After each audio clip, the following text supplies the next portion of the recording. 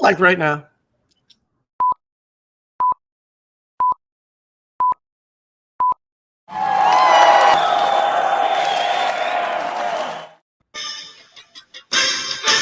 Woo!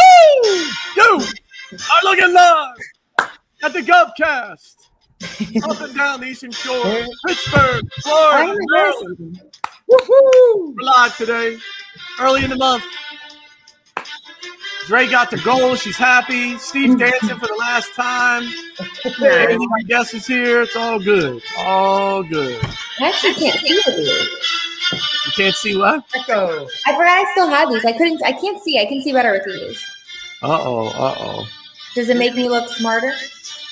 I would leave them on the whole show, I think. Yeah. That's a keeper right there. All right, I'll try. It gives you that Charlie's Angels. Gives you that 1970s Charlie Angels look right there. I feel like I look like a teacher. I would do it. I think it looks sharp. Is it me or does Ray, Dre, Andrea sound like she's in a cave? Is it the echo? It sounds weird. I don't know why. No, I think she's good. No, you're good. All right. DDD, last time. Do your thing. We're doing it. We're doing it live. Stephen Bryan, the Dean of Gov Sales University. This is my last, not my last. No, I'll take that back. Last show. Your last obligated show. Obligated show, but I'm definitely coming back. You can't get rid of me, folks. I love government sales too much. So this is the last one employed as GovSpend. As I mentioned last episode, going to another company called Excella. It's a great company that helps out with digital permitting. So if you are a city or county or state agency out there and you're trying to make it easier for your citizens to get permits, Excella is a great software. So just plugging that. I was gonna say you owe us $100 for that commercial. See that? Let's clip that, cut, and produce it and blast it. Right, that's what you're gonna like. Steve will get with the video crew after the show. Be like, I need that tightened up. I'm gonna sell that. It'll be my new email intro. Oh, good. Dre, Charlie's Angels. You want to tell folks? I know it's looking weird, and it looks like my eyebrows are like caterpillars with it. It's making it. It's kind of a I weird think it's solid. I think it's super solid. All right, Andrea, nice to see everybody. If you want to be on the LinkedIn with us and you have a great personality, you should audition because we are looking for a backfill. We're taking auditions. If you've been watching the show, if you're looking to blow out your LinkedIn career, if you got cool sunglasses, she's mixing it up. I clearly haven't cleaned my desk since last week is what this means. All my stuff is locked in a box in Florida. I got nothing. I got nothing available to me right now. When do you come back from Ocean City? Mid-November, so I got another month. Mid-November is the plan. We'll be back in the great state of Florida. I don't know for how long, but we'll see. That's the plan. We head back. So we are now in, October 6th. We are 6 days into the fiscal New Year. So those of you who do not know, sometimes, you hear on the news, like it's the beginning of the fiscal year for this state or this county or our, whatever it is. But so just to be really clear, the federal government started their fiscal year on October 1st. So all new budgeting money got allocated to all the different departments. And so if you know somebody that works in the contracting office of a federal agency, probably pulling their hair out a little bit as they work to both get the funds in, and typically they have a lot of things they've been waiting to buy. And so they quickly try to disperse that money for their first couple of things. And so the government will spend a ton of money. The federal government will spend a ton of money during this month right here, these couple weeks. And so it might be hard to get a hold of. If you're talking to somebody at the federal government or trying to get a hold of somebody at the federal government, could be a little challenging as they are trying to both get the money in, make sure it's in the right accounts, and then spend it for things they've needed probably for the last 60 to 90 days. A ton of spending going on. And if none of that makes any sense, you can learn more about it at Gov Sales University. Steve, one last time, dude. Gov Sales University. I was actually going to drop some knowledge because everyone wonders, they already, the start of the fiscal year, they already have things planned ahead of time, which, yeah, that is true. But the best time to start with government agency is the day they get their budget, because you're always playing the long game, right? Because you start now, because next year they're going to have a new budget. So if you can't get a piece of it now, you at least want to have those relationships built. So you always have to be in the mix. There's never a bad time. Don't feel like you missed the boat because, they know who they're going to spend it with. It's never too late. Just to reach out to say hello, let them know what you're doing and how you can help. But GovSales University is a great resource. I am going to definitely miss all the companies that we've helped over the years. It's been wonderful, from small mom and pop shops to Fortune 500 companies and everything in between. I feel like everybody's on this journey trying to figure it out. And again, we've been doing it for 25 years. We came up with a step-by-step game plan. We even have a guidebook that goes with it now, so you can take notes. And you'll have that book for the rest of your life. And it's one of those things where if you're trying to figure it out, you can do it the hard way. You can go out there, you can make mistakes, or just take GovSales University. It's 25 years of knowledge in an 8-hour course. You'll get ramped up quickly and start making sales. We've seen people win deals their first week with GSU. So if you need more information, govsalesuniversity.com. You see that link below. Check it out, and I'll be with you through Friday. And then I think, Andrea, you're going to be the new dean, queen of GSU. No, we're interviewing for we're interviewing for GovCast host and dean for GSU. It's a double. Steve wears multiple hats. They need a support system, Dre. I think I already wear enough hats. I can't put another hat on. I'll look for somebody though. Interim dean, I think. I'm nominating Dre. Interim. Oh, hey, Dre, you add that to your resume. Well, then you have to send me your cap and gown because I don't own one. Kristen says I have to throw that out, but I still have it in my thing. I don't know if I'll wear it. No, you definitely got to pass that along. It's like what is a swap shop? You got to send that. You can't take that. Yeah, where they repurpose things. I got it. Like a Plato's Closet just for dean outfits. So Plato's Closet for dean outfits. You got to send tomato tomato. Amen. There you go. Nice sales pitch, Steve. Your last one going out for GSU. So big. There it is, little dean emoji. The dean, Steve, done a great job. He will then be out implementing all the things he said to folks to do, going to sell to the government. So look forward to updates, reports. Steve will definitely be back. We will rope him in with blackmail or money or something to make him come report on do things really work. Because those of you know, we always say for our guests, Steve is a little stalker that finds little stuff about people's backgrounds. He finds out where they went to middle school, their ex-girlfriend. He finds a stat. All of our guests, he finds some stat. It's called Google. But he does. He Googles people and then go on Google. But you referenced stuff from 5 years ago. Right in the middle of the show, if you follow the show, Steve for these 2 years mixes in a fact about mid-show about somebody's long past, something happened a long time ago, and so it always throws people for a little loop. So that's always the fun part. That's Steve's little shtick that he gets. Stalker Steve, they name me. I don't know. That's it, Stalker Steve. There you go. Need that as an emoji. Good. With that, so Andy Carlton, you should be ready. So. Guest Andy Carlton, founder, CEO of Andrew Carlton LLC. Andy, thanks for being on the show today. Great to see you. Hey guys, how you doing? And gal, I think you're greater. When I heard Steven's covert operation about my background, he's got stuff. I looked for the leave studio button really quick, so but I won't. It's I'm gone. Yeah. Right. It's what happened? Oh no. Andy, are you in the greater Pittsburgh area? Yes, it for a lot of Pittsburghers, it is a great town. That's why we call it Greater Pittsburgh. Steeler Nation. But Ben's on his last leg. We have to admit that, right? I mean, we do. Even at his best right now, he's just not that great. So I'm being completely honest with everyone today. So there'll be a next chapter next year, I'm sure, but we'll see how that goes. But in Pittsburgh. Yep. You see Mike Tomlin flirting with Aaron Rodgers last game? He was just like, hey, we were going to get a quarterback. Yeah, he has a quarterback crush. Yeah, exactly. Yes, there it is. Andy, can you tell folks about your background and why are you here today? What's the big things that you do day to day? Yeah, I mean, let me tell you where I come from. I come from a family of 9, oldest. Actually, 8 of us are adopted.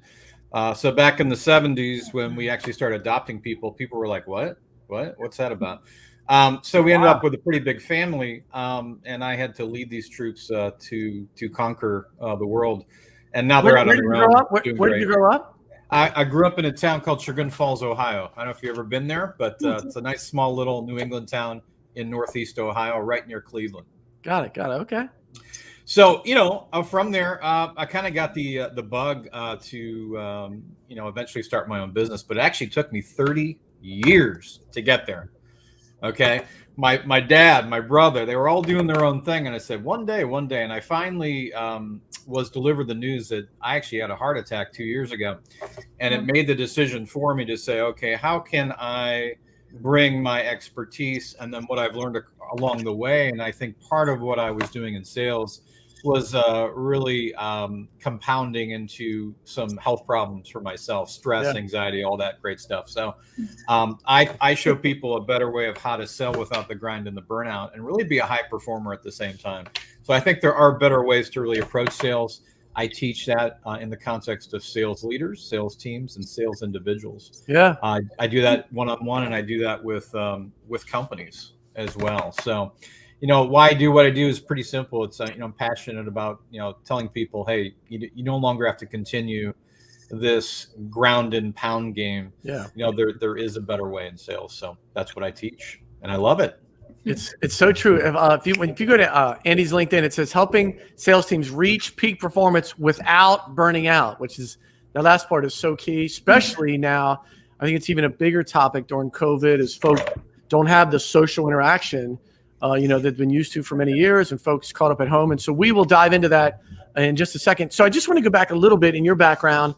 I know there's also you have a background in the marketing world as well, and doing some marketing things. And we'd love can you talk about your perspective on kind of the, how marketing dovetails into sales and how they're related and kind of your viewpoint on that as a coach trying to help folks get to the next level?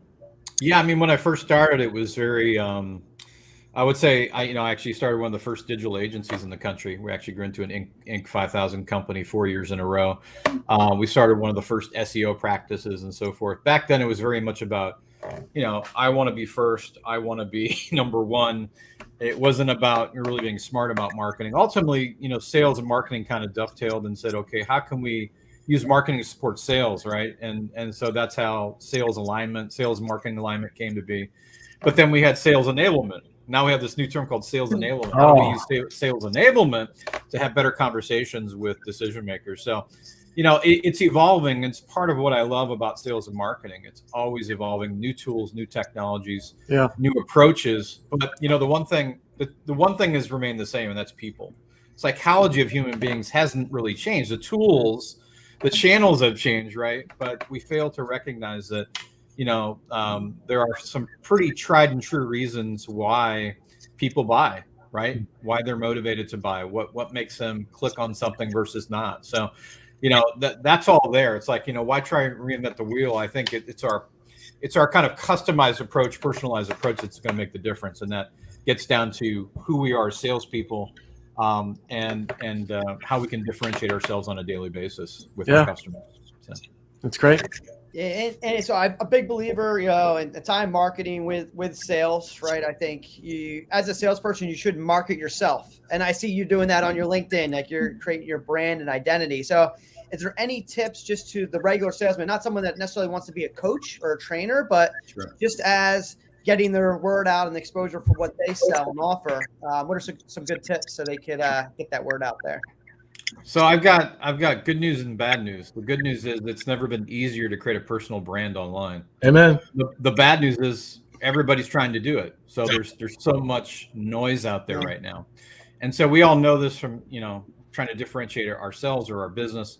It's very, very difficult. So I think it's important, especially if you're not naturally aware of your strengths and what you bring to the table and what makes you different than all the other people out there. It's nice to work with someone that can help you with that. I'm not necessarily that person, but I believe in developing your personal brand. Even if you work for a corporation, one day you may not have that job, right? You may not. I mean, how are you building your network? How are you having conversations with people?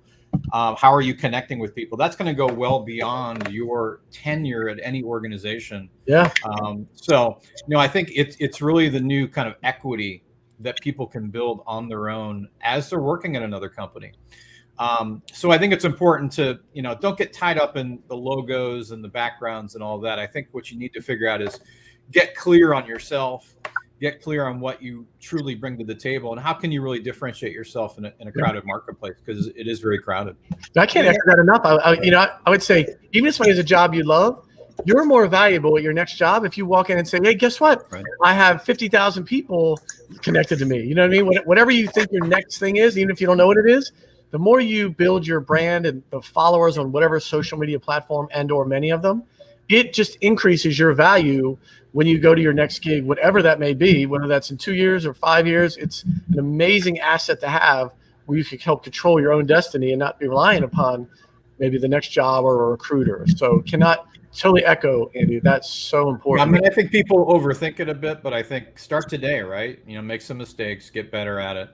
And I think you're right. If someone's looking for another job down the road, you're going to be in a good position. Actually, you're going to have people reach out to you. Yeah. You're not going to be pushing your resume to recruiters. God, who wants to do that? That's like cold calling. So, and it's probably even worse than cold calling because they absolutely never respond to you. Yeah, but I think it's putting yourself in that position to have a long career, whatever that may look like. So. Yeah, got it. And if you don't own your own domain name yet, see if you can get it on GoDaddy and purchase it. It's like $10 a year, for your own brand. But yeah, the second follow-up question with that, maybe Jack or Dre or Andy, for everybody. And I'm really trying to figure out that balance, right, between your professional life and your personal life. Because you say differentiate yourself. And I hear this time, be true, be authentic, right? And you're not even talking about business anymore. You're talking about your love for fishing or hiking or whatever it is. So I'm just curious, when you are personal branding, like, is there a balance or a ratio? Like, has anybody in this group heard of, what that equity should be? Like 80% professional, 20% fun, or 80% fun, 20%? Yeah, when I looked at that's a great question. That's a great question. I mean, I don't think there's any one formula. I do think that, from my perspective, I like to share personal things so people get to know me a bit better, let's say on LinkedIn or any other social media platform. And that typically is maybe around 20+%, right? 20, 30%. I don't think more than that, because then I think then it looks like you're oversharing and, and those are engaging posts. Like, I have everybody has an interesting story in their background that they can share with their audience or their connections, and it'll get a lot of engagement. Ultimately, will get you a lot of business, whether it be, deals that you're trying to hound down or just, in my business, trying to get coaching clients. I mean, not necessarily, but it gives people a glimpse of who you are. And then they begin to look at you as more human, more approachable, more authentic. I think authenticity is so often forced. We look at what other people are doing on social media and we say, I'm going to copy that. That looks really successful. I'm going to do that. That's a totally wrong approach. You should know what your competitors are doing. It's like an oxymoron. It's like being authentic. Right, exactly. It's often. I think authenticity as a word is being overused today. Yeah. On social media. We don't even know what the hell it means. I mean, but you do know as a person when you feel like you're in your element, that you're being yourself, right? We know when we force things, it's uncomfortable. Your customers, your partners, they pick up on that, right? So I think we just need to get real with ourselves and just, and I would even, sometimes even talk to people, right? People that are closest to you. What do they say about you? What are your strengths? Yeah. I think there's something in your background, I think that's worth leveraging as a hook for people to say, that's interesting. Yeah. I think so many people try to be all things to all people, and I just don't. It's never worked, and I think just people are not willing to do the work to focus in on something. So it's such a good paradigm to think about, like being authentic. And then we watch people that are in the media or online or whatever, maybe too much. When they go over the line, there was a thing, Sage Steele at ESPN, like when they always talk about, you went there. If you touch some of those topics, it can be career ending as well. They're like, hey, nice comment yesterday on the podcast.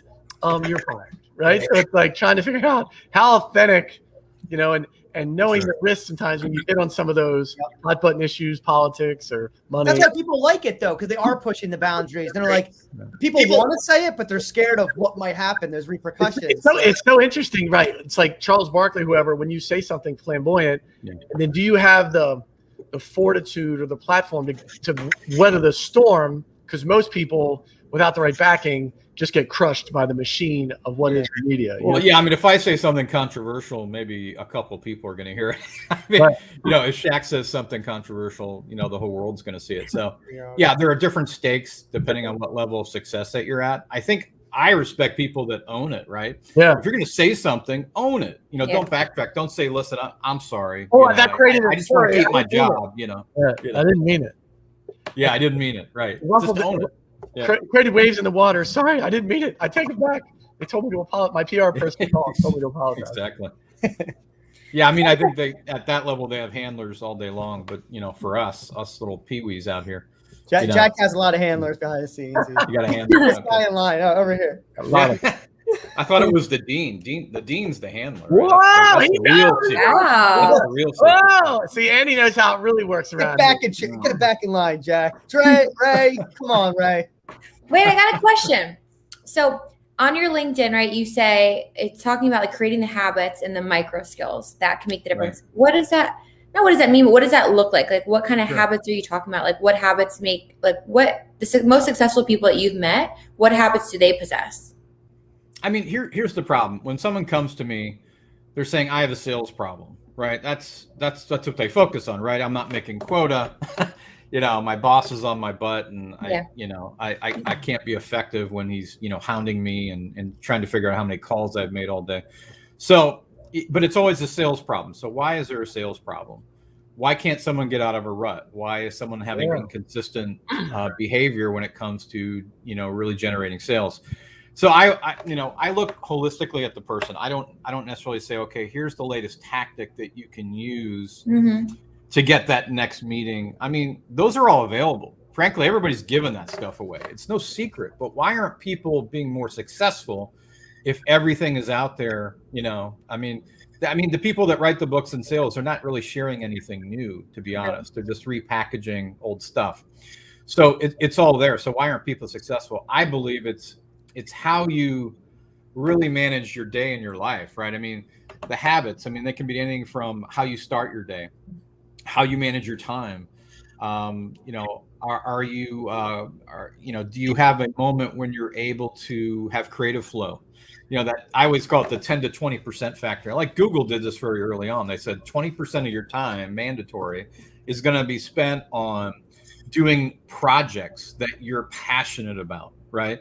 So, it's that creative flow time that I think sales leaders can build into the calendar to say, take a course, go to training, do whatever, invest in yourself, or just have that time where you can, kind of think about new ideas of how to problem solve existing client opportunities or how to get into a new account. So there are all sorts of things. So when I say habits and skills, I think everything ultimately is a skill. You can learn it. Yeah. But when I think people, when they hear skills, they think of how to present, how to talk to a decision maker. Those are all very good. And I do teach some of that. But I think the more important thing is getting the mindset right, getting all those kind of habits that are going to win the day ultimately for salespeople to be high performers. And that's really what I mean. I think most sales coaches kind of tiptoe around that a little bit. They tend to talk more about tactics and scripts and things of that nature, which are still very valuable. But if you still got this mindset issue or habit issue that is working against you, it's going to be very difficult to have a high level of success. I think it's such an interesting thing you said, that there's really is not in the sales world, particularly there's new technologies, right? There was a post the other day on LinkedIn, like, hey, one of the founders company, when I started, we didn't have Zoom or a CRM or Gong or, all these technologies to help folks be more efficient, Click, Slack, all this stuff. Somehow we still sold, you know what I mean? And so I think it's such an interesting thing when you say, hey, it's all been out there. So why are some folks uber successful, some moderately successful, and some not successful at all? Can you talk some about that? Like, it's such a great concept. Like, it's out there. Some free, some paid, but it's out there, right? And so in the nuances of that, any specific thoughts, feedbacks, things you've seen as a coach that makes the difference? Yeah, I think where salespeople, especially younger salespeople, tend to fail is their kind of value system. They tend to value things that are more extrinsic. For example, money. When I got into sales, it was about money. How much money can I make? And that, frankly, that only lasted so long because, I was making good money, but as far as fulfillment and happiness, I wasn't achieving that by just focusing on the outcomes and the money. So I think that's one area, and that's a mindset issue. And I think, unfortunately, a lot of sales trainers kind of play into that mindset and psyche. Yeah, you want to make more money? I can double your income, triple your income. But okay, so we've reached the destination, so-called, and yet I'm no happier or fulfilled in my career.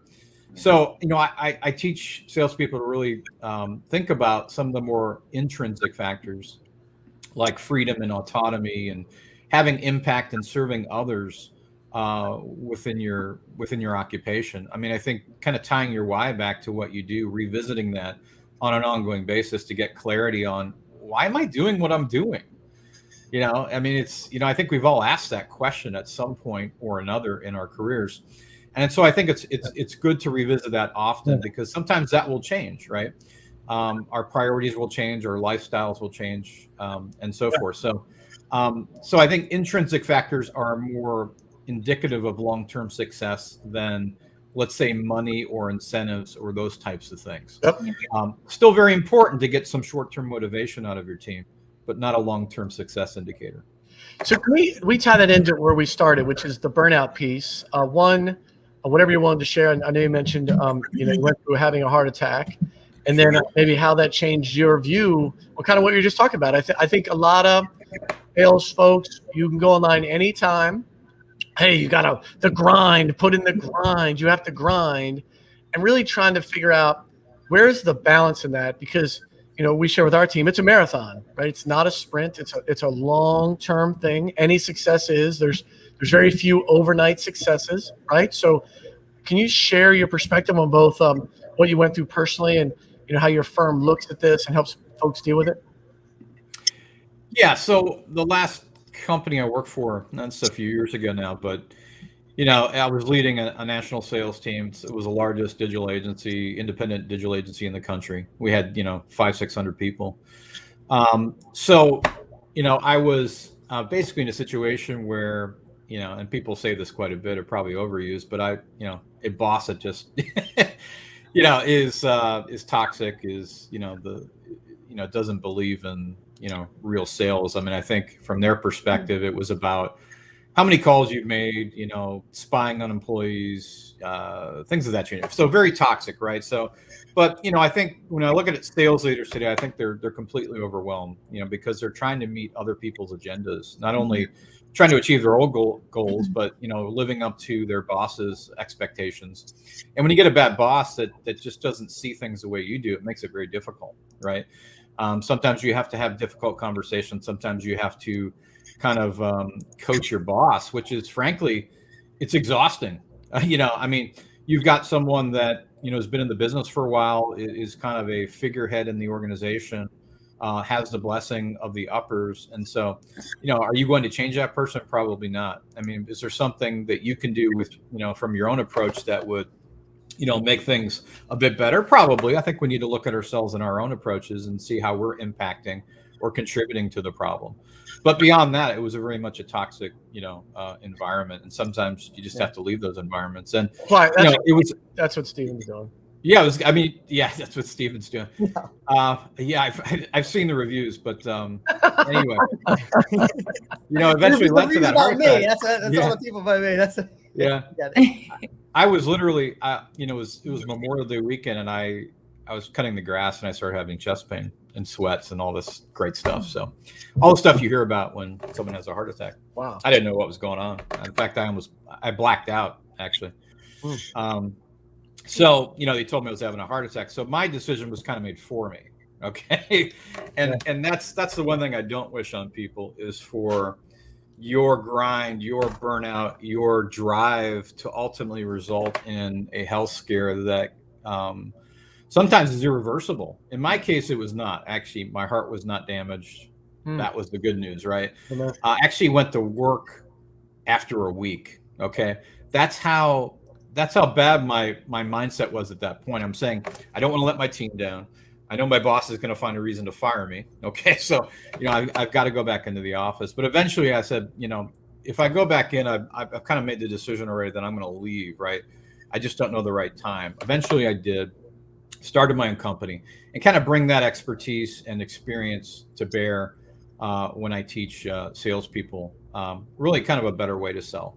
And so we're not Gary Vee, right? We hear Gary Vee talk about the grind and all that, right? Okay, great. I mean, he's working 12, 14-hour days. That's his lifestyle, right? I mean, Most people can't do that. Even if you love it and are passionate about it, spending 14-hour days is eventually going to have a toll, right? Mm-hmm. You can be working on all cylinders in alignment with what you value and what you're passionate about, but you can still kind of fall eventually because you're just not taking care of yourself. You're not sleeping well. You're not present for your family and friends. You need all of that to kind of create a balance in your life. So how do you do that as an entrepreneur? Like it seems like that would be you know what I mean? You have a job. Like I have a job. I need more balance in my life, so I'm going to create my own business. Yeah, it's crazy. Like, now you're working 24/7. Yep. Oh my God. Yeah. I mean, I think, the fact that I can control my own time is the great news, right? So I can make time for those things during my day. If I'm working for someone else who's requiring me to work 10-hour days or expects that I work 10-hour days, I don't have time for that. Yeah. Right. I got to be on the clock. I got to be working all the time. And I think what compounds that is certainly bad bosses that have those types of expectations. So, yeah, I mean, the balance is you make time for it on your calendar as an entrepreneur. And I don't wait till the end of the day to say, now I can spend time with my family. Now we can do the things that we want to do. Yeah. But it's already 7 or 8 o'clock at night. And, people have their own priorities as well. Yeah. So. Yeah, I was just talking with someone the other day. We're just talking about that work-life balance, right? No one ever wants to get burnout. And I think if you take care of yourself, your home, that will transition into a successful business career. And I think a lot of people put more emphasis, just focus on business, and they don't take care. They're not exercising. They're not eating healthy, right? They're not focusing on the most important relationships they have, their family and friends and loved ones. And they're wondering why they're bad at business. Like, I'm reading these books and I'm putting all this stuff. And it's like, whoa. You got to get your priorities aligned, right? And, also spiritual peace. Like you have to find that triangle, mind, body, spirit. And once you're balanced across all, like it just happens. And I don't know how else to tell people that because they just get so focused. Like, a horse that's running a race with the blinders on, and they see that finish line. Like, that's my goal for this month. I have to sell that target. And then they just consumed by that. And it's like, well, geez, like you're not taking a walk for a half hour. I don't know. Jack always gave that advice. When things were getting hot in the office, he's like, we had this beautiful water fountain in there. He's like, just go walk around the water fountain. And then like, would you clear your head? And you're like, it's nice. We're down here in Florida. So, it's just beautiful out. And we're like, yeah, palm trees. And it just changes your perspective. And just something as simple as like a 5-minute walk can wholly change your personality. I think. Totally agree, Stephen. I mean, I think, the secret is doing those things actually makes you a much higher performer, right? Yeah. Focusing so obsessively on one thing and doing that, right, can be detrimental ultimately to your success. Works against you, not for you. So you're absolutely right. You got to figure out, those things that you can do. And I talk about this, again, we talk about habits, right? What are those habits throughout the day that you can make time for, whether it be going for a walk, listening to a podcast, reading a book, connecting with your spouse, whatever it may be. Those are the things that are gonna kind of help you become a more successful person and hopefully entrepreneur as well. So. Yeah, so true. Great. So you mentioned, we talked about what happened with your health. And so that definitely was an aha moment or like a wake up moment for you where you had to kind of shift gears. But is there anything else that's happened in your life that you would say, okay, I really learned a lot from X, or this really was an aha moment for me just in sales in general? Well, there are some lessons I've learned throughout my career. Obviously, number one is it's not selling. And I'm not even sure why we can continue to use that term selling. Certainly it's gotten a bad rap for sure because there are a ton of bad salespeople out there. Just look at LinkedIn and what's your last 10 connections? I mean, what did they connect? Do you need overseas help? Right. Yeah, I see we're both connected to Gary Vee. Right. Let's connect. Yeah. Right. No, I mean, so I think the first lesson is it's not selling. It really, once you take the focus off you and put it on the person you're trying to help. Yeah. I think that's one of the biggest shifts people can make early on is to say, this is about helping people get what they need. Right. Mm-hmm. I mean, they have their own goals that they're trying to achieve, their own dreams that they're trying to actualize. And by helping them, get what they need, we're able to do that. That's what I call impact, right? For sure. And so, the second thing is it's not about the money. The money's great in sales, but the ones that do it really well, the ones that are making good money, aren't focused on the money. I mean, the money's great, right? So, they have a certain lifestyle and so forth, but they figured it out, right? They understand what it takes to be a high performer, and it's not focusing on the outcomes. It's really focusing on the people, as I said, right? Your customer, but also the process, right? So figure out those things that you need to do along the way to help that person get what they need. So that's really the second thing. And the third thing, it's a long game, right? So especially if you're doing enterprise sales, I've had bosses expect, a quick turnaround on sales quota within 3 months. Now, come on, give me a break. You're selling 6-figure deals and you're expecting something within 3 months. I mean, we need to get real here. Enterprise, and it's more challenging than ever to connect with people, especially since COVID, right? I mean, sometimes you only have an office phone number available. Nobody's at the front desk. Yeah. Right. So, unless we have their mobile number or email, and even then, people are kind of tuning out. So you got to create that differentiation. But I think long term, you got to say, this is a long game, right? I think people quit too early in sales because they're doing something, and they don't really have what I call an experimental mindset. They're kind of doing the same thing over and over, expecting a different result. That's what we call insanity. But it's really beginning to, you have to become more of a marketer in some ways to really test different messages, right? Marketing maybe is probably not going to step up all the time for you, right? They may have some materials that you can repurpose, but how do you craft that sales message that is going to get some resonance and engagement with your customer? And so that takes time. Having an experimental mindset, don't quit too early, and be willing to try new things and learn from others. I think that to me is the third thing that I think people need to incorporate within sales.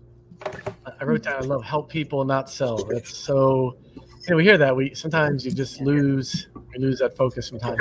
I mean, it's easier said than done, right? I can sit here and say, yeah, that's what it's about, but you really need to do the work up here to shift your perspective. It's weird. All the other professions, I say this at our staff meeting, it's like none of the other professions, their work is tied with their pay. Do you know what I mean? Like when our tech team, if our site glitches or spins, I'm like, is anyone getting docked? Like, are the tech people, are they making less this month? You know what I mean? So it's like, it's such an interesting dynamic, what we've done in sales. You're like, the site's down today. Is anybody losing 3% of their pay? You know what I mean? It doesn't, right, exactly. So crazy. Exactly. Hey, Andy, when you think about your firm and you run across clients, what are you looking for? Like where do you focus? When you run into folks, that you can help, what's that look like? What do you, I assume you siphon out some people at times. Like what are you looking for, and where do you feel like you add the biggest value and can help folks move the needle? Yeah, I mean, it's really interesting. I'll give you a story. I mean, I had a client call me initially and said, we've got this problem. We think it's a mindset issue, which is really interesting because I've never had a sales manager necessarily come to me and say, we have a mindset issue on our team, because I don't think sales leaders are really up to speed on what that really means in an individual today. But that being said, I mean, basically the issue was we have this kind of sales team that has been focused on managing accounts. And now we're asking them to do prospecting. And boy, are we getting resistance, right? Yeah. These guys don't want to do prospecting. Yeah, two different. They just want to farm and nurture their existing accounts. They know they can do X every year and they're getting a steady paycheck. But now we're asking them to step outside their comfort zone and actually do some prospecting, because we think we're leaving on an annualized basis $30 million on the table. I said, well, yeah, that's a pretty compelling argument. And so, that's definitely let's say a situation that I can help. And I come in and I really say, okay, let's do some assessments, kind of understanding people's strengths and personalities and things of that nature. Then I also meet with them one-on-one to kind of get a sense of who they are, what they value, and so forth. And then we'll come up with a plan, not only from a training standpoint for the team, but also individualized coaching programs as well. And that typically lasts at least 6 months or longer. Wow. Okay. Because, when you're impacting a team, it takes a while to really kind of turn that ship, at least in this case. And so that's one example of someone I can help. I think ultimately it comes down to, trigger words like our team is underperforming, or I have more laggards than I do high performers, or sales results aren't what they should be, So, all those are kind of trigger events to say, maybe we need to bring in a trainer. And not necessarily, and when we think of training, we think of someone coming in and just doing one training session. That is not effective. Okay. Okay. If you want LinkedIn training, I can do an online course. Yeah. I can work one-on-one with a LinkedIn coach. There's so many of them. Guess what? There are LinkedIn coaches on LinkedIn. Yeah. That's one of the most popular areas of focus right now. So, I'm not suggesting, I think the training needs to be, and to a certain extent, customized to the team and the individual, and it needs to happen over a longer period of time to really make some, let's say, long-lasting changes. Because you could teach something for an hour. How many people are actually going to take that information and integrate it into their day? Yeah, I would say probably 1 or 2 out of 10, maybe. And maybe they get one golden nugget, which is great, but they're not implementing all the material that is so valuable in their sales. Well, Andy, I have one more question for you, just for our audience as well, everyone that's watching today. What would be, I guess, one thing that you could tell people that are trying to start a relationship, like form that first connection? You said, don't throw up when you connect them on LinkedIn with a message right away. Like it's obvious to us. I don't know why people still do it, but is there any there's not a silver bullet, but something that you see that's been more effective than others when you're trying to get that first initial connection for that outreach? Yeah, I mean, I sometimes I think the easy answer is saying LinkedIn, but that's not always the case because people aren't as active as you think they are on LinkedIn. Yeah. One of the things I do when I look at my list, I say, okay, has this person been active on LinkedIn in the last 30 days? Yeah. That tells me a whole lot, right? I mean, so if I reach out, go to the activity section. Right. I mean, if I reach out, some people may not respond to me in 2 or 3 months. I mean, they're not logging in that often. So I think it's important to look at a multi-channel approach, email. I would even say don't discount texting either. You just have to do it the right way. Mm-hmm. And then, obviously the phone. I mean, people have been crushing the phone, but in a sense that they're almost trashing the phone. Like, well, we shouldn't be making cold calls anymore. Well, you're saying I shouldn't use the phone? Is that what you're saying? I mean, so, the phone is still an extremely valuable tool, especially when everybody else has kind of shifted to digital. Using, LinkedIn and other platforms to connect with people. So that almost is a differentiator, but you still have to do it right. Don't get lazy, right? Don't call someone and do exactly what you do on LinkedIn. Hey, we've got this great product. We think you'd be a great fit for it. You want to talk about it? I have a demo I'd like to show you. No, that's not going to work. So if we're on LinkedIn, I think we have to kind of slow down to speed up in some ways. We really have to do the research on our customers. Yeah. If I'm reaching out to this person, I better have a pretty compelling reason to do so. Mm-hmm. And let's communicate that reason, right? Let's talk about how we're uniquely positioned to help clients just like them. And don't say, hey, I want to set up a meeting or a demo. Say, listen, we've done some research on, our 100 clients that we've worked with over the past, 10 years. And we've seen some patterns that I think you'll find very interesting. Would you like to discuss the top 3 highlights from that research? There's different ways, or invite them to a webinar, or, so I think a softer approach, as we would say up front, is going to be very useful. Even finding something in their profile that you can use to say, we have this in common, or, hey, I think it's very interesting that you decided to go this route, or I love your post here, engage the post, leave a thoughtful comment, do that a couple times. And then you can start to really ask for that kind of connection on LinkedIn. So I would say use that kind of approach in any channel. Yeah. I think once you get permission to kind of communicate with them, or once they're a customer, there's all sorts of things you can do down the road. Yeah, just thinking about that first initial exactly icebreaker almost. It's the thing. I think Stephen Covey did it with 7 Habits. It's like you got to deposit before you withdraw. You know what I mean? And That's right. It's really interesting is I encourage folks in the sales world to deposit some stuff before you ask for stuff. Right. In social media, you see, like I know in my profile, I see somebody like engaging, you know, and then I know they're coming. You know what I mean? Be like, oh, Right. I've heard of this person. Bill is now engaged like 9 times, and then you get the message, hey, see your stuff. We're both love the Baltimore Ravens. You have 10 minutes. I'm like, yes. Right. No, I think that's awesome. And that takes, you know, again, a little time to understand who that person is that you're talking to. Get some context around, you know, who we're reaching out to. And that means slowing down to speed up. I think so often, people are stressed out. They need to meet their numbers and they're just trying to crank out more activity. And I just don't think that works any longer.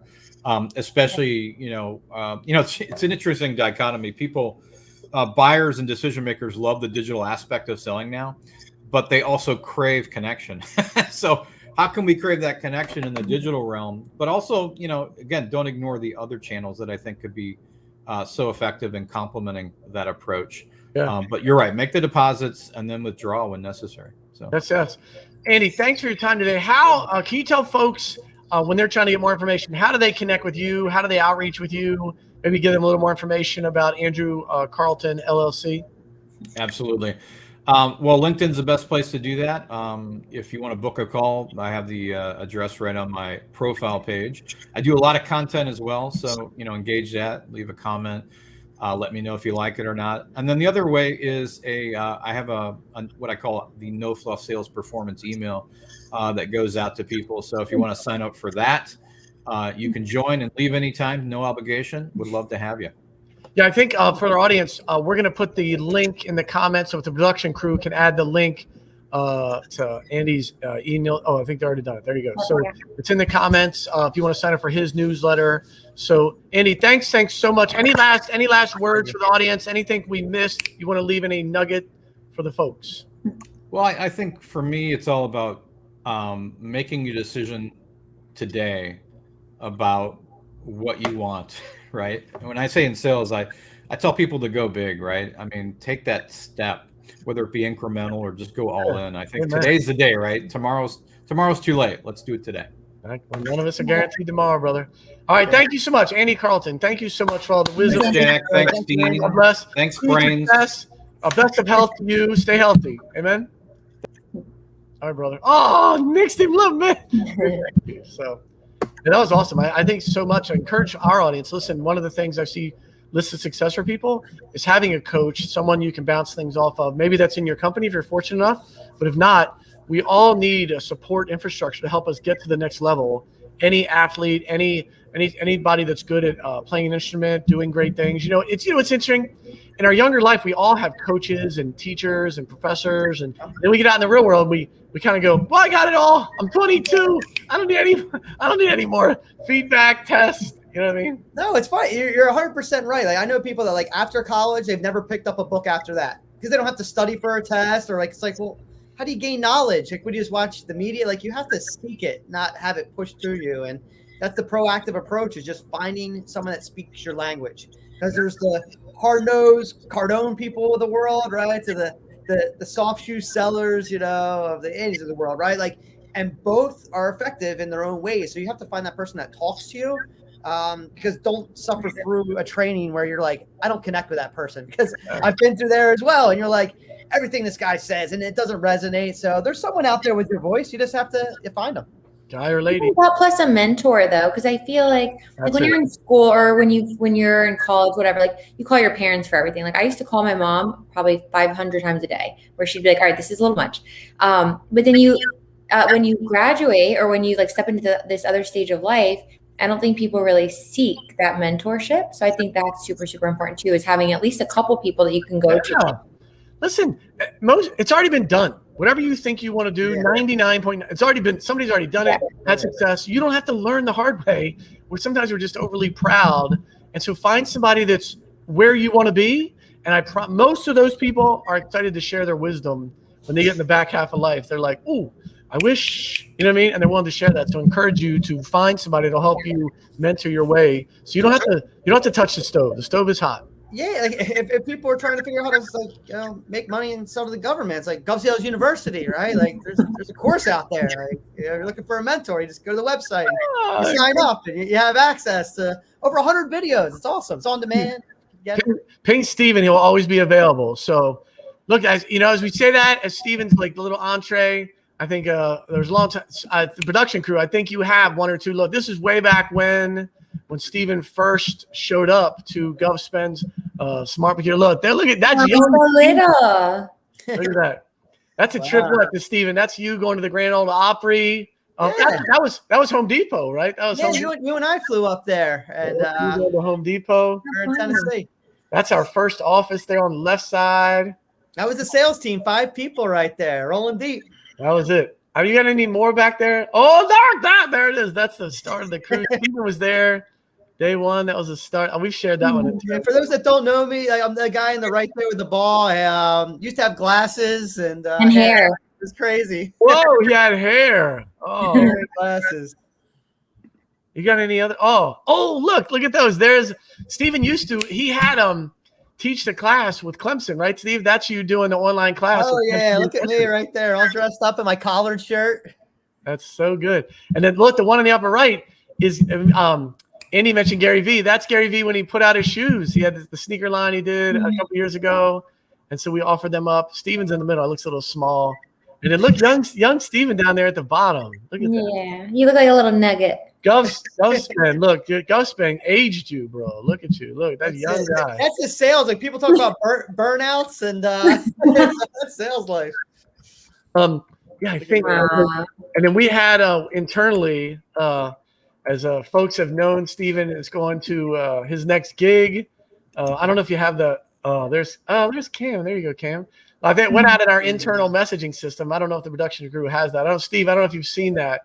But that's internal. There's probably 30 messages on the internal Click channel for you. So, man, appreciate it. Yeah, this company's been great. It's hard. Like, I think that's what keeps you around is the relationships and just the people you work with day to day. It's not about the money or everything like that. Like, we get so caught up and blinded, but really, it's just about liking who you work with. You spend 8 hours a day with them, and you see them sometimes more than your own family. Like, believe it or not. Like, you get home, so.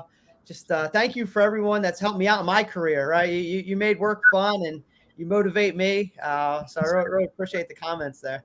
And you helped me. So for everyone who doesn't know, Steven was my first first manager when I started. So 5.5 years ago, you took me under your wing. And I just remember everything was just so positive. Like, I know I sounded terrible on that call. I'm like, I sounded god awful. Great job. That was amazing. Like, I think that just goes to your personality, like just very positive and like, very warm, and I think you make everybody around you feel that way. Yes. Thank you. Steven and I, Steven and I met at a local resort in South Florida, and we were just putting together a GovSpend. He's like, hey, maybe I'd love to be a part of that. What are you doing? We had lunch at PF Chang's, and Steven has internally behind the scenes. Steven's had every job there is here. We started day one making our sales pitch, sitting back to back. We're like, what are we telling people about purchase orders? This was in November 2012 when Steven showed up, and just had the pleasure to build this company, watch him grow, and so excited. Excel is getting a phenomenal asset. It's going to be super successful. Can't thank you enough, bro, for all you've done. I appreciate it. Thank you so much. Yeah. Any last nuggets, Steve? Over here? No, it is nice, and I just say, thank you. This company has really shaped me and helped me get to where I want to be in the career, and I like that we're even, taking it a step further, right? And helping people outside this company with this platform on LinkedIn. For those that are joining us every Wednesday, keep on coming. There's a lot of good people here, and whoever fills my shoes, that next spot, I'm sure you'll get some great knowledge and help from them as well. That's awesome. Steven Bryant, God bless. Yep. On to great things. Appreciate you so much. We'll be back next week at noon for the GovCast. Don't miss us. Steven Bryant's surprise visit. You never know when. Have a great rest of your week. God bless. We are out. I hope so. See ya. Steven.